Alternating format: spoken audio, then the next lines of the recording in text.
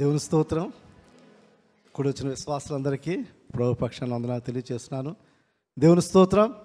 అందరూ కూడా గంభీరంగా చెప్పాలి, దేవుని స్తోత్రం. మరి ఇంతవరకు చక్కని ఆరాధనలో నడిపించిన మ్యూజిక్ డైరెక్టర్ శేఖర్ గారికి, వారి బృందానికి నా ప్రత్యేకమైన వందనాలను తెలియజేస్తున్నాను. అంటే హౌ హోలీ స్పిరిట్ కనెక్ట్స్, పరిశుద్ధాత్మ దేవుని యొక్క నడిపింపు ఎలా ఉంటుందో మనం ఖచ్చితంగా గమనించవచ్చు. What I'm preparing the sermon, it's related to the worship song. దేవుని వాక్యానికి, ఆ యొక్క వర్షిప్ సాంగ్కి అది ఎంతగానో అది రిలేట్ అయింది. దేవుని స్తోత్రం. నేను వస్తున్నప్పుడు అది వింటున్నప్పుడు ఐ ప్రైజ్ గాడ్, దేవుని నేను స్తుతించాను. దేవుని స్తోత్రం. గడిచిన మనం కొన్ని వారాలుగా విశ్వాస జీవితంలో మెలకువ గురించి మనము మాట్లాడుకున్నాం. ఐ హోప్ చాలామంది ఆ వాక్యం ద్వారా ఆత్మీయంగా బలపడి ఉన్నారని నమ్ముతున్నాను. Again I'm preparing a new sermon. నూతనమైన ఆహారాన్ని మీకు పెట్టాలి. దేవుని యొక్క నడిపింపు ద్వారా ఇంకొక నూతనమైన సిరీస్ని ఈ రోజు నుంచి ప్రారంభించడానికి దేవుడు కృప చూపించున్నాడు. ఆ యొక్క థీమ్ని ఇంట్రడ్యూస్ చేసే ముందు కొన్ని ప్రశ్నలు. మన జీవితంలో కొంతమందికి, నా జీవితంలో ఈ వ్యక్తి నా జీవితంలో చాలా ప్రాముఖ్యమైన వ్యక్తులు. కొంతమంది చెప్తారు, my father is my hero, నా తండ్రి నా యొక్క హీరో. లేకపోతే నా తల్లిదండ్రులు నా జీవితంలో చాలా ముఖ్యమైన వారు, ఆబ్వియస్లీ. కొంతమంది చెప్తారు, నా భార్య నాకు చాలా ముఖ్యమైనది, ఆమె యొక్క ప్రోత్సాహం ద్వారా నేను ఈ స్థితిలో నేను ఉన్నాను. కొంతమంది చెప్తారు, నా భర్త నాకు చాలా ప్రాముఖ్యమైన వ్యక్తి. కొంతమంది చెప్తారు, నా బిడ్డలు నేను చాలా ప్రేమిస్తాను, వాళ్ళు నాకు చాలా ముఖ్యమైన వారు, ఎందుకంటే నా సక్సెస్ వారి లోకంలోనికి వచ్చిన తర్వాత వచ్చింది. అంటే there may be so many reasons when you say something. ఖచ్చితంగా కొన్ని రీజన్స్ మన జీవితంలో ఉన్నవి, దాన్ని కాదన్నట్లేదు. కానీ if you ask a believer, నీ జీవితంలో అత్యంత ముఖ్యమైన వ్యక్తి ఎవరు అని మనం అడిగినప్పుడు ఖచ్చితంగా మన యేసయ్య గురించే మనం చెప్పాలి. యేసయ్య గురించి మనం చెప్పాలి. ఎందుకంటే దేవుని వాక్యంలో ద గ్రేటెస్ట్ కమాండ్మెంట్ ఏమిటని చూసినప్పుడు, ద ఫస్ట్ కమాండ్మెంట్ చూసినప్పుడు దేవుణ్ణి ప్రేమించుట. ప్రభువైన యేసుక్రీస్తుని ఒక ధర్మశాస్త్ర ఉపదేశకుడు వచ్చి ఈ ప్రశ్న అడుగుతున్నాడు. దేవుని వాక్యం చూసినప్పుడు మత్తయి సువార్త 22వ అధ్యాయము 35 నుంచి చూసినప్పుడు, మత్తయి సువార్త 22వ అధ్యాయము 30.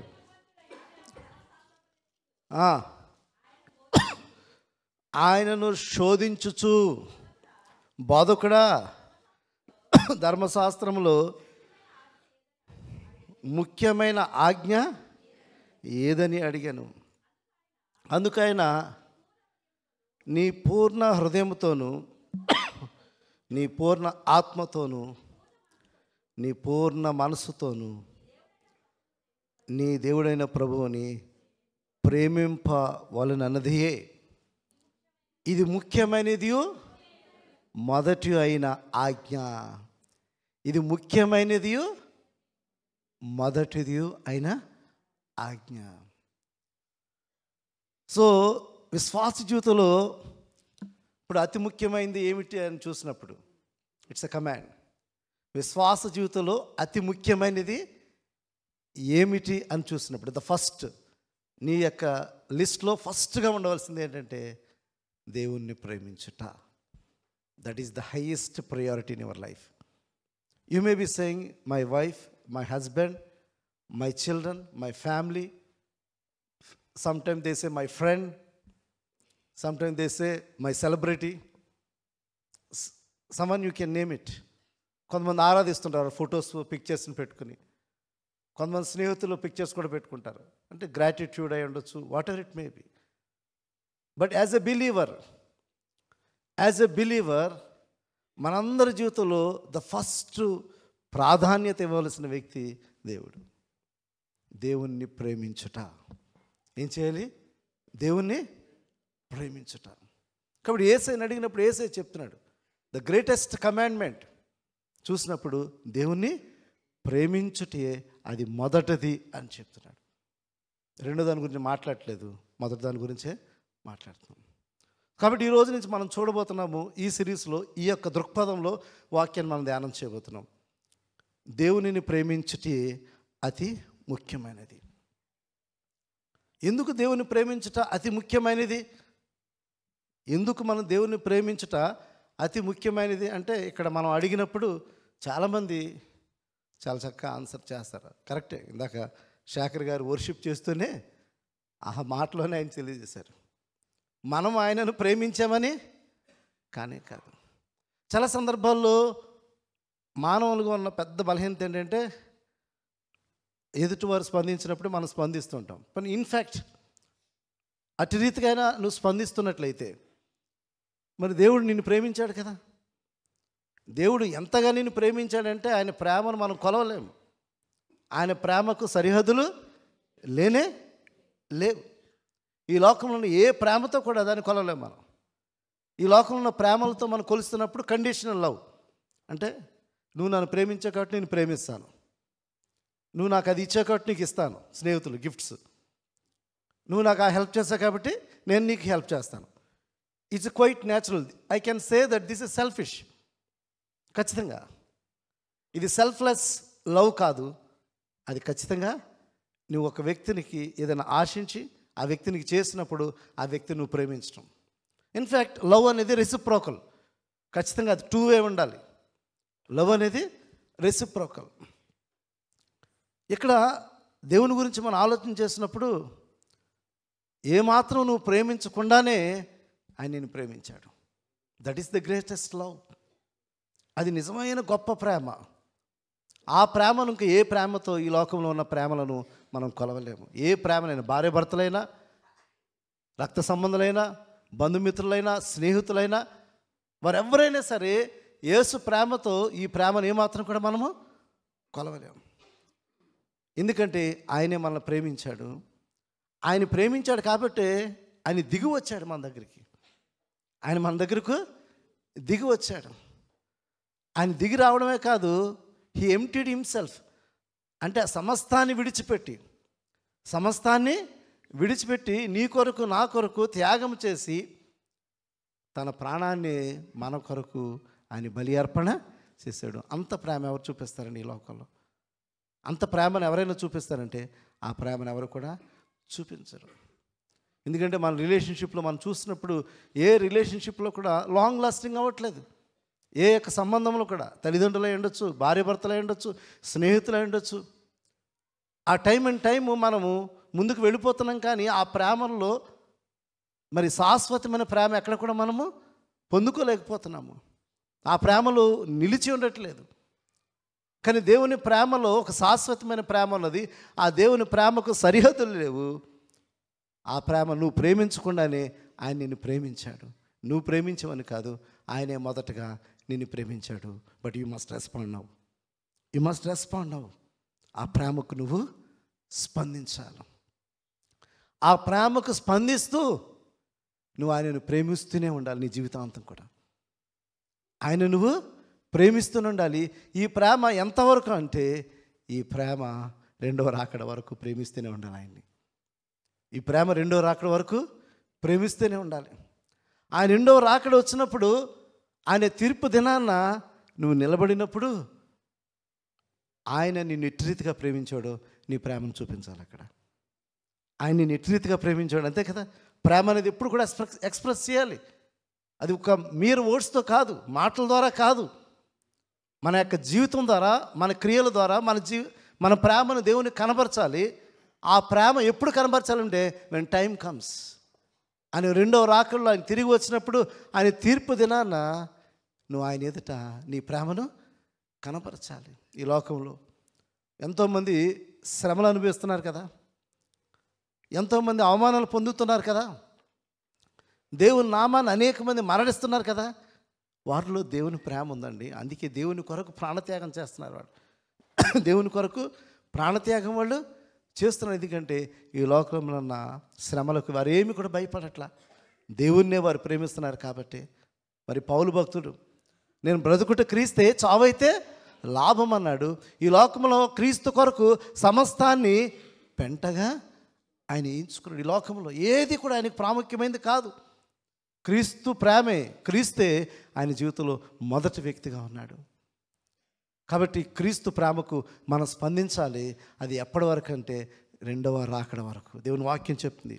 మొదటి యోహాను పత్రిక 4వ అధ్యాయము, మొదటి యోహాను పత్రిక 4వ అధ్యాయము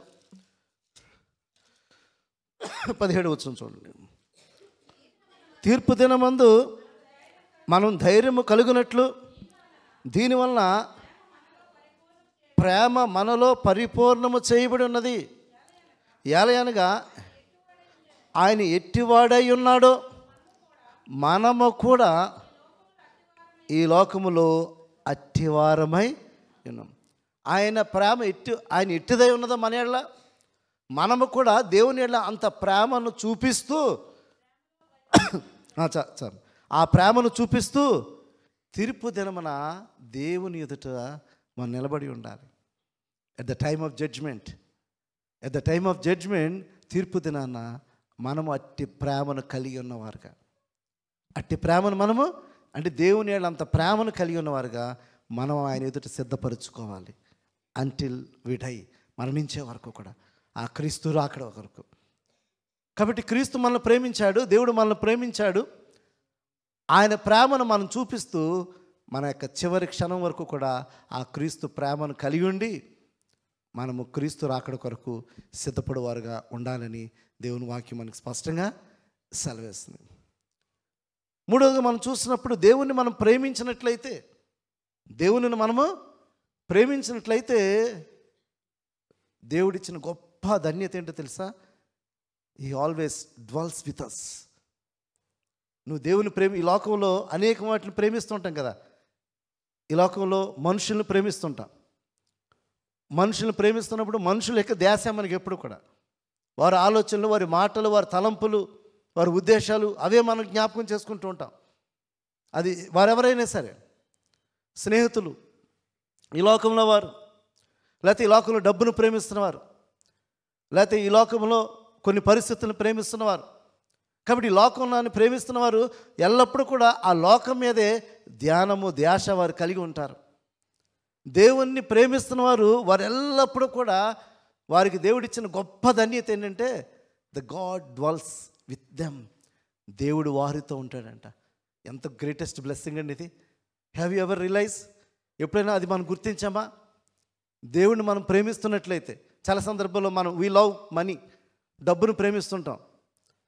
అలాగని ఆ డబ్బు, నువ్వు ఎంతగా డబ్బును ప్రేమిస్తుంటే ఆ డబ్బు ఎప్పుడు నీతో ఉంటుందా? ఆ డబ్బు ఎప్పుడు నీతో కూడా ఉండదు. మరి ఆ డబ్బు ఉన్నట్లయితే నీ సమస్యలేని తీరిపోతాయంటే, డబ్బు తీర్చలేని సమస్యలు ఈ లోకంలో ఎన్నో ఉన్నాయి. అలా అనుకున్నట్లయితే అందరూ కూడా డబ్బుతోటే జీవించాలి. ఇంకా డబ్బు ద్వారా కొననివి ఎన్నో ఈ లోకంలో ఉన్నాయి, పొందలేనివి ఈ లోకంలో ఎన్నో ఉన్నాయి. అయితే దేవుడిచ్చే గొప్ప ధన్యత అంటే, if you really love God, నువ్వు దేవుణ్ణి ప్రేమిస్తున్నట్లయితే ఆయన సన్నిధి నువ్వు పొందుకుంటావు. ఆయన సన్నిధి నీకు తోడుగా ఉంటుంది. దేవుని వాక్యం స్పష్టంగా సెలవిస్తుంది. మొదటి యోహాను పత్రిక 4వ అధ్యాయము 16వ వచనం చూడండి. మన ఎడల దేవుని ఉన్న ప్రేమను మనం ఎరిగిన వారమే, దానిని నమ్ముకొని ఉన్నాము. దేవుడు ప్రేమ స్వరూపే ఉన్నాడు. ప్రేమయందు నిలిచియుండువాడు, చూసారా, ప్రేమయందు నిలిచియుండువాడు దేవుని యందు నిలిచి ఉన్నాడు, దేవుడు వారి యందు నిలిచున్నాడు. ఎవరైతే దేవుని ప్రేమలో నిలిచి ఉంటారో దేవుడు వారితో కూడా నిలిచి ఉంటాడు. దేవుడు సన్నిధి వారికి తోడుగా ఉంటుంది. యోహాను సువార్త 14వ అధ్యాయం, ప్రభువైన యేసుక్రీస్తు స్పష్టంగా చెప్తున్న మాట. యోహాను సువార్త 14వ అధ్యాయము 23వ వచనంలో స్పష్టంగా రాయబడి ఉంది. ఒకడు నన్ను ప్రేమించిన ఎడల వాడు నా మాట గైకొనును, అప్పుడు నా తండ్రి వానిని ప్రేమించును. మేము వాని యొద్దకు వచ్చి వాని యొద్ద నివాసము. ఎంత గొప్ప ధన్యత అండి. Have you ever realized? మనం దేవుణ్ణి ఎక్కువగా ప్రేమిస్తున్నప్పుడు ఆ దేవుని యొక్క ప్రజెన్స్ మనతోటే ఉంటుంది ఎప్పుడు కూడా. దేవుని వాక్యం క్లియర్గా చెప్తుంది కదా, మేము వాని యొద్దకు వచ్చి, అంటే తండ్రి కుమార పరిశుద్ధాత్మ యొక్క సహవాసాన్ని వారు నిత్యము కూడా అనుభవిస్తుంటారు.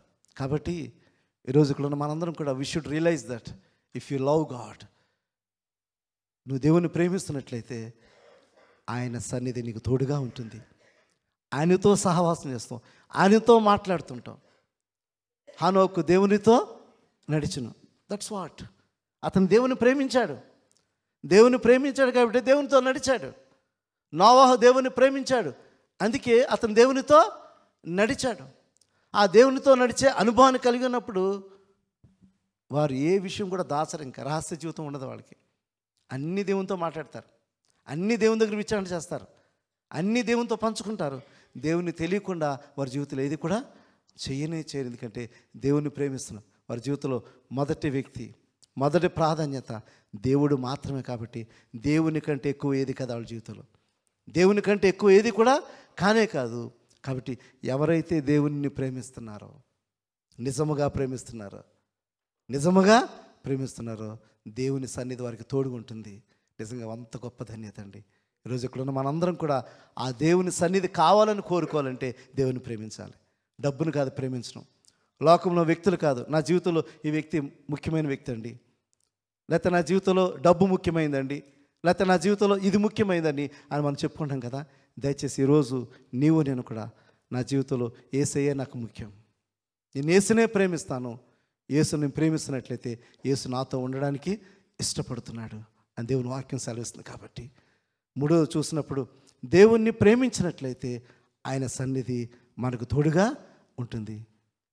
నాలుగోది చూసినప్పుడు నువ్వు దేవుణ్ణి ప్రేమించినట్లయితే నువ్వు సంపూర్ణమైన విధేయత కలిగి ఉండాలి. నువ్వు దేవుణ్ణి ప్రేమించడం అంటే దాని అర్థం ఏంటి తెలుసా? ఆయనకు తెలియకుండా ఏది కూడా మనం చేయకూడదు. ఆయనకు లోబడే ప్రతిదీ చేయాలి. ఆయనకు లోబడే ప్రతిదీ కూడా చేయాలి. ఎందుకంటే ఇప్పుడు మన తల్లిదండ్రులు ప్రేమిస్తున్నప్పుడు మన తల్లిదండ్రులకు తెలియకుండా నువ్వు ఏదైనా చేసావు అనుకోండి, నీ తల్లిదండ్రులు ఎంత బాధ కలుగుతుందా? ఒక తండ్రిగా, ఒక తల్లిగా నీ బిడ్డలు నీకు తెలియకుండా ఏ కార్యాన్ని చేసినా సరే అది నీకు బాధ కలిగిస్తుంది. మరి దేవుడు కూడా అంతే కదా. నీ కొరకు ఆయన ప్రాణత్యాగం చేసి నీ కొరకు పరలోకం నుంచి దిగివచ్చి, నువ్వు ప్రేమించకపోయినా నిన్ను ప్రేమించి నీ యొద్దకు దిగివచ్చిన యేసయ్య, నువ్వు ఆయన ప్రేమిస్తున్నప్పుడు ఆయన తెలియకుండా నీ జీవితంలో ఏది చేయకూడదు. ఆయనకు లోబడే మీద అన్నీ కూడా చేయాలి. యేసయ్య అదే మాదిరిని చూపించాడు మనకి. యేసయ్య అదే మాదిరిని మనకి చూపించాడు. ఎందుకంటే నేను తండ్రి చిత్తాన్ని నెరవేర్చడానికే బాధలో కూడా ఆయన అటు రీతిగానే తండ్రికి ప్రార్థన చేశాడు. ఆయన తండ్రి నీ చిత్తమైతే ఈ గిన్నె నా యొద్ద నుంచి, నీ చిత్తమైతే ఆయనను నీ చిత్తమే సిద్ధించునుగాక అని చెప్పి తండ్రికి ప్రార్థన చేసినట్టు మనం చూస్తున్నాం. నీకు తెలియకుండా నేనేమి కూడా నేను చెయ్యను, ఆయన ఇష్టమే నేను చేయడానికి వచ్చి ఉన్నానని చెప్పి ఎన్నో సందర్భాల్లో ప్రభువైన యేసుక్రీస్తు సాక్ష్యాన్ని ఇచ్చి ఉన్నాడు. కాబట్టి ఈ దినాన్ని ఇక్కడ కూడిన మనందరం కూడా నిజంగా నీవు నేను కూడా దేవుని నిజంగా ప్రేమిస్తున్నట్లయితే ఈరోజు ఇక్కడ మనం ఆత్మపరిశీలన చేసుకోవాలి. ఆయన మాటలకు లోబడి జీవించాలి అంతే. ఇంకా ఆయన మాట మన జీవితంలో కమాండ్ అంతే. ఇంకా కమాండ్ అంటే ఇంకా ఆజ్ఞ. ఇంక దానికి తప్పకుండా మనం ఖచ్చితంగా పాటించాలి. ఖచ్చితంగా దాన్ని మనము పాటించాలి. ఈ రాయల్ కింగ్డమ్లో కొన్ని కమాండ్స్ ఉంటాయి. ఆ కమాండ్స్ మనం పాటించాలి ఖచ్చితంగా. ఇక్కడ అందరూ కూడా సిపిఆర్ కలిగి ఉండాలి, అదే ఒక కమాండ్ ఖచ్చితంగా కలిగి ఉండాలి. అది లేకపోతే ఇక్కడ సర్వైవల్ మనకి లేదు. అటు రీతిగానే మన జీవితంలో కూడా దేవుని బిడలైన మనందరూ కూడా ఆయన ఆజ్ఞలు మనం ఖచ్చితంగా లోబడి జీవించాలి. నువ్వు నిజంగా ఆయన ప్రేమిస్తున్నట్లయితే దేవుని వాక్యంలో మనం చూసినట్లయితే 1 యోహాను పత్రిక 2వ అధ్యాయము 3వ వచనం చూసినట్లయితే మనం మన ఆజ్ఞను గైకొని ఎడల దీనివల్ల ఆయనను ఎరిగి ఉన్నామని తెలుసుకుందాం. అదేవిధంగా 5వ వచనం, ఆయన వాక్యమును ఎవడు గైకొనునో వానిలో దేవుని ప్రేమ నిజముగా పరిపూర్ణమాయను. ఆయన యందు నిలిచి ఉన్నవాడనని చెప్పుకున్నవాడు ఆయన ఎలాగ నడుచుకునునో అలాగే తానును నడుచుకున్న బద్ధుడే ఉన్నాడు. మనం ఆయన యందు ఉన్నామని దీనివల్ల మనం తెలుసుకుంటామంట. అంటే క్రీస్తు ఏ విధంగా ఈ లోకంలో జీవించున్నాడో ఆ క్రీస్తు వలె ఈ లోకంలో జీవించుటే క్రీస్తుని ప్రేమించుట. క్రీస్తు ఏ విధంగా అయితే ఈ లోకంలో జీవించున్నాడో నువ్వు క్రీస్తును ప్రేమిస్తున్నట్లయితే క్రీస్తు వలె నడుచుకున్న బద్ధుడే ఉన్నావు నువ్వు. అంటే నీ క్రియలలో క్రీస్తును చూపిస్తున్నప్పుడు, నీ మాటలలో క్రీస్తును చూపిస్తున్నప్పుడు దాన్ని బట్టి అర్థమవుతుంది ఏంటంటే it shows that you love God, you love Jesus. నువ్వు దేవుని ప్రేమిస్తున్నావు. నువ్వు దేవుని ప్రేమిస్తున్నావు కాబట్టి అటు రీతిగా నువ్వు ప్రవర్తించగలుగుతున్నావు. అటు రీతిగా నువ్వు ప్రవర్తించగలుగుతున్నావు కాబట్టి క్రీస్తు ప్రేమ నీలో ఉన్నది. క్రీస్తు ప్రేమ నీలో ఉన్నది. క్రీస్తు నీలో నిలిచి ఉన్నాడు. క్రీస్తు నీతో ఉన్నాడు కాబట్టి నువ్వు అటు రీతిగా ప్రవర్తించగలుగుతున్నావు. క్రీస్తు ప్రేమ నీలో లేనట్లయితే, నువ్వు క్రీస్తును ప్రేమించినట్లయితే నువ్వు క్రీస్తు వలె ఈ లోకంలో నడుచుకోలేవు. క్రీస్తు వలె ఈ లోకంలో నువ్వు నడుచుకోలేవు. కాబట్టి 4వ చూసినప్పుడు దేవుణ్ణి ప్రేమించినట్లయితే ఆయనకు సంపూర్ణ విధేయత కలిగి ఆయన వలె నడుచుకోవాలని దేవుని వాక్యం మనం స్పష్టంగా సెలవిస్తుంది. అదేవిధంగా 1 యోహాను పత్రిక 5వ అధ్యాయము 3వ వచనం చూసినప్పుడు మన ఆజ్ఞలను గైకొనిటియే దేవుణ్ణి, ఆయన ఆజ్ఞలను గైకొనిటియే దేవుణ్ణి ప్రేమించట. ఇంకేమీ లేదు. ఇంకా నువ్వు దేవుణ్ణి ప్రేమిస్తున్నావు అనడానికి దాని సూచనలు ఏంటో తెలుసా? ఆయన వాక్యాన్ని గైకొనటం. ఆయన వాక్యాన్ని తూచా తప్పకుండా నువ్వు గైకొనటం. ఒక వ్యక్తి ఆయన వాక్యాన్ని గైకున్నాడంటే ఇతను దేవుని ప్రేమిస్తున్నాడు. That is the indication. అంతే. ఇంకా మనం ఇలా క్రాస్ వేసుకుని తిరగవసరం లేదు. మన పేరు బట్టి మనం క్రిస్టియన్స్ కాదు. మనం చెప్పుకోవడం ద్వారా క్రైస్తవులుగా కాదు, కానీ ఆయన వలె జీవించడం ద్వారా మనం క్రీస్తుని ప్రేమిస్తున్నామని మన జీవితం ద్వారా మనం చూపించాలి. ఆయన ఆజ్ఞలు గైకొనటే మనం క్రీస్తుని ప్రేమించటని దేవుని వాక్యం స్పష్టంగా మనకి సెలవిస్తుంది. అదేవిధంగా యోహాను సువార్త 14వ అధ్యాయము 21, 24 కూడా చూసినట్లయితే యోహాను సువార్త నా ఆజ్ఞలను అంగీకరించి వాటిని గైకొనవాడే నన్ను ప్రేమించువాడు నా తండ్రి వలన ప్రేమింపబడును. నేనును వాణ్ణి ప్రేమించి వానికి నన్ను నా ఆజ్ఞను అంగీకరించి వాటిని గైకొనవాడే నన్ను ప్రేమించువాడు నా తండ్రి వలన ప్రేమించబడు. నన్ను ప్రేమించువాడు నా తండ్రి ప్రేమను కూడా వారు పొందుకుంటారు. అంటే ఆయన ఆజ్ఞలు వినడం మాత్రమే కాదు, చాలా సందర్భాల్లో మనం విని విడిచిపెట్టేస్తుంటాం. నువ్వు వింటున్నట్లయితే క్రీస్తుని ప్రేమించినట్లు కాదు. నువ్వు దేవుని సన్నిధికి వచ్చి వాక్యాన్ని విని వెళ్ళిపోతున్నావు. నీకు ఇష్టమైన భక్తిని నువ్వు ఆచరిస్తున్నావు. చాలా సందర్భాలు ఇది మనం గమనించాలి. ఇక్కడ మనం వాక్యానుసారంగా జీవించలేకపోవడానికి కారణం ఏంటంటే మన ఇష్టమైన భక్తిని మనం ఆచరించడం, చర్చికి రావడం, మనం కొన్ని స్పిరిచువల్ యాక్టివిటీస్ చేస్తున్నట్టుగా మనం జనాల దగ్గర కనబడడం, ఇవన్నీ కూడా మనం భక్తి చేస్తున్నట్టు. కానీ నువ్వు వాక్యాన్ని అనుసరించి జీవిస్తున్నప్పుడు మాత్రమే నువ్వు దేవుని ప్రేమిస్తున్నట్టు. అంటే నీ క్రియలలో కూడా దేవుని యొక్క వాక్యానుసారంగా ప్రవర్తించే మాటలు కానీ, క్రియలు కానీ, జీవితం కానీ ఏదైతే ఎప్పుడు ఉంటుందో ఖచ్చితంగా నువ్వు దేవుని ప్రేమిస్తున్నట్టు. కాబట్టి దేవుని ప్రేమిస్తున్నట్లయితే దేవునికి సంపూర్ణమైన విధేయులుగా జీవించాలి, లోబడి జీవించాలని దేవుని వాక్యం సెలవిస్తుంది. అందు మాత్రమే కాదు, దేవుని యొక్క పరిచర్యలో ముఖ్య లక్ష్యం ఏంటంటే దేవుని ప్రేమే. దేవుని పరిచర్యలో ముఖ్య లక్ష్యం, the object of ministry is the God's love. దేవుని ప్రేమ, దేవుని ప్రేమను ప్రకటించటం, దేవుని ప్రేమను చూపించటం, దేవుని ప్రేమను గణపరచటం, దేవుని కొరకు మనము మహిమకరంగా జీవించటం. కాబట్టి ఈ పరిచర్య యొక్క ముఖ్య ధ్యేయం, ఈ పరిచర్య యొక్క ముఖ్య లక్ష్యం ఏంటంటే దేవుని ప్రేమను ప్రకటన చేయట. దేవుని ప్రేమను ప్రకటన చేయట మన గురించి మనం కాదు. దేవుని ప్రేమను మనం చూపిస్తూ దేవునినే మహిమపరుస్తూ జీవించాలి. కాబట్టి 5వదిగా మనం చూస్తున్నప్పుడు ఈ పరిచర్య యొక్క ముఖ్య లక్ష్యం ఏంటంటే దేవుని ప్రేమను కనబరుచుట. దేవుని ప్రేమను కనబరుచుట, దేవుని ప్రేమను ప్రకటన చేయుట, దేవుని ప్రేమను ఘనపరచుట అనే విషయాన్ని గమనించాలి. చివరిగా చూసినట్లయితే మనం దేవుని ప్రేమిస్తున్నాం కదండి. ఒకవేళ దేవుని ప్రేమించినట్లయితే మనం ఏం పొందుకుంటాం? చాలా సందర్భాల్లో అటు రీతిగా మనం ఎక్స్పెక్ట్ చేస్తుంటాం కదా. మానవులుగా ఏంటంటే ఎవరైనా ఏదైనా చేస్తే మనం వారికి ఏదైనా చేసిన తర్వాత in return we are expecting something. మనం ఒక అడుగు దేవుని కొరకు వేస్తారంట, దేవుడు ఎన్నో రెట్లుగా మనల్ని ఆస్వాదిస్తానని చెప్తున్నాడు. నువ్వు దేవుని ప్రేమించినట్లయితే, నువ్వు ఒక అడుగు దేవుని కొరకు వేస్తున్నట్లయితే దేవుడు ఎన్నో రెట్లు నిన్ను ప్రేమించే గొప్ప దేవుడు. నిర్గమకాండము 20 చూసినట్లయితే, నా ఆజ్ఞలు గైకొని వారిని 1000 తరముల వరకు కరుణించు అని. ఎంత అద్భుతం అన్నమాట. నన్ను ప్రేమించి నా ఆజ్ఞలను గైకొని వారిని 1000 తరముల వరకు కరుణించాను. చూసారు ఎంత అద్భుతమైన బ్లెస్సింగ్. 1000 తరములంట. నువ్వు సంపూర్ణంగా ఆయన ప్రేమించి, ఈ లోకంలో డబ్బు నీకు అవసరం లేదు, ఈ లోకంలో నీ డబ్బు అవసరం లేదు, ఈ లోకంలో నీకు ఆస్తులు అవసరం లేదు. నువ్వు దేవుణ్ణి ప్రేమించడమే నీ జీవితంలో అతి శ్రేష్టమైనదిగా, అతి ముఖ్యమైనదిగా నువ్వు పెట్టుకున్నప్పుడు, నీ హృదయపూర్వకంగా నువ్వు ఎల్లప్పుడూ కూడా దేవుణ్ణి ప్రేమిస్తూ ఆయన ఆజ్ఞలు అనుసరిస్తూ నువ్వు జీవిస్తున్నట్లయితే ఆయన సన్నిధి నీకు తోడుగా ఉంటుంది. అంత మాత్రమే కాదు, ఆయన కరుణ 1000 తరములు నీకు ఉంటుందండి. అంత చూసారు. ఒక్క అడుగు నువ్వు దేవుని కొరకు